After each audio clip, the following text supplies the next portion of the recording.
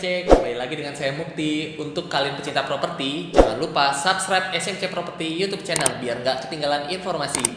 Hari ini kita akan bagi-bagi tips lagi, kali ini tentang keuntungan investasi properti.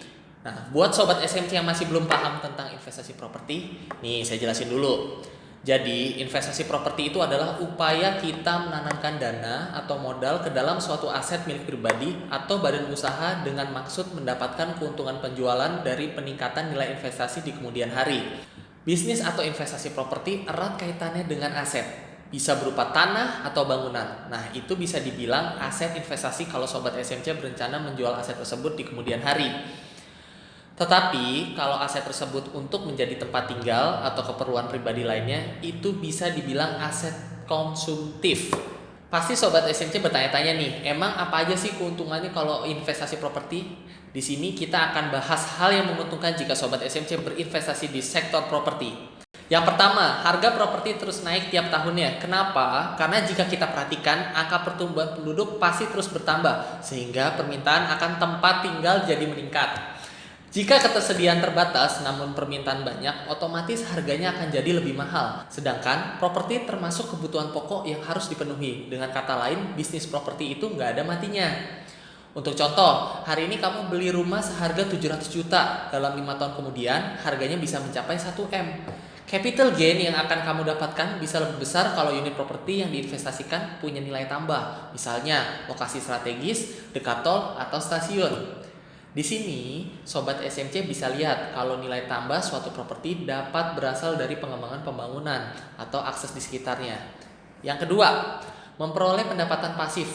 Gimana maksudnya pendapatan pasif? Misalkan, sobat SMC tidak mau menjual aset properti kalian, tetapi ingin menyewakannya. Keuntungan yang diperoleh disebut pendapatan pasif. Pendapatan pasif juga bisa sobat SMC manfaatkan untuk pegangan hari tua. Misalnya, kalau udah pensiun, kalian bisa menikmati hasil dari menyewakan atau mengontrakkan unit properti. Enak kan jadinya, nggak perlu kerja terlalu berat di hari tua. Investasi properti bisa pula dijadikan sebagai jaminan keuangan. Jadi, ketika keuangan merosot, properti bisa menjadi salah satu cara untuk memperbaikinya. Karena harga jual pada masa kini atau masa depan pasti lebih besar dibandingkan saat kita membelinya. Selain itu, dengan menyewakan unit properti, arus kas yang kamu miliki menjadi stabil. Untuk contoh, kamu punya rumah harga 1M dan menyewakannya dengan harga 10-15 juta per bulan. Pendapatan sewa ini bisa dimanfaatkan untuk melunasi hutang atau pinjaman. Yang ketiga, rendah resiko. Ini yang penting ya sobat SMC.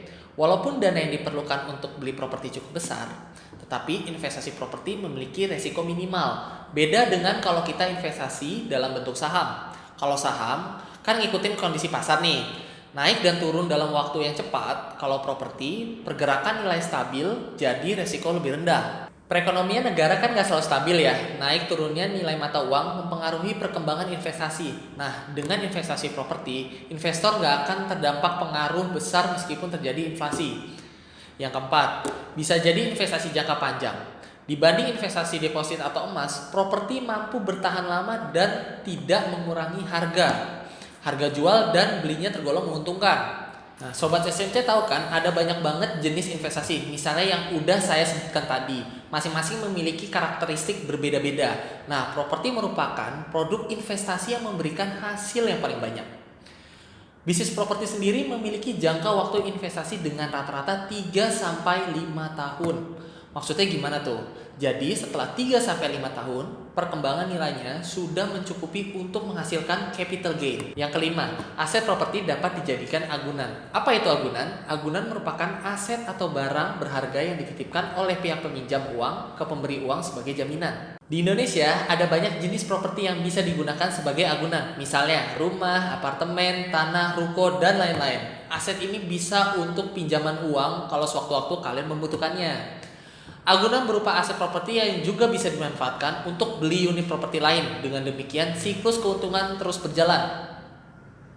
Nah, sobat SMC harus tahu nih, nilai agunan rumah atau tanah itu sangat tinggi sehingga kalian bisa mengharapkan jumlah pinjaman yang besar. Tapi, kalian tetap perlu memperhitungkan secara cermat antara jumlah pinjaman dengan keuntungan yang diperoleh setiap bulan. Sekarang kita masuk keuntungan terakhir. pemilik memiliki kontrol penuh terhadap aset properti. Jadi Sobat SMC bebas nih untuk menjual, menahan, membangun, memperbaiki, atau menyewakan unit properti yang dimiliki. Coba bandingkan dengan investasi finansial seperti saham. Kita hanya bisa membeli, menahan, dan menjualnya. Ternyata investasi properti itu banyak keuntungan ya Sobat SMC. Dari keuntungan yang sudah dijelaskan, bisa disimpulkan kalau investasi properti sangat cocok untuk alokasi dana jangka panjang. Investasi properti bisa menolong keuangan di masa mendatang. Toh unit properti yang dimiliki juga bisa dipakai sendiri sekaligus jadi aset masa depan. Nah, buat Sobat SMC apalagi kaum milenial, jangan ragu lagi deh buat mulai investasi properti. Selain banyak keuntungan yang diperoleh, kalian juga bisa membangun kehidupan yang lebih baik. Tetap optimis dan selalu berusaha. Semoga diskusi hari ini bermanfaat ya. Sampai ketemu lagi di video SMC Properti selanjutnya. Jangan lupa like, share, dan beri komentar video ini. Dadah!